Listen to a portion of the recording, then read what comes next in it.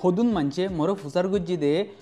insurance ইবাই সিরিফ hospital মাঝে ভর্তি করলে গিয়া টিয়া দে ডাক্তার লয়ারে দল হইলে ইয়া অথবা ক্লিনিক মাঝে চুড়ো মুড়ো ডাক্তার লয়ারে দল হইলে গেলা টিয়া নদীর দে ইয়ান একটা বেশি সুন্দর সোয়াল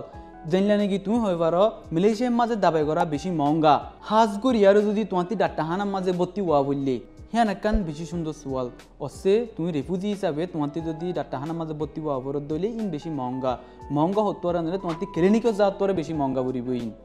এই রেফিউজির মেডিকেল ইন্স্যুরেন্স ইনে সাহায্যে তোমার বড় হরসতি মদত করি বলা জানলে নাকি তুমি হয়ে পারো এমত হসপিটাল মাঝে যদি তোমার ভর্তি হওয়া যদি হইলে তোমার হামাই কুলা রাখ্যতে জমা দিয়ে ফুরাইব তোমার উদার উদ্যম করা ফুরিব আরও জানলে নাকি তুমি হয়ে পারো ক্লিনিকও যা আছে বেশি সস্তা হেঁটে আছে আরও এনজিও ক্লিনিক আছে যি মানা দাবাই করি পারে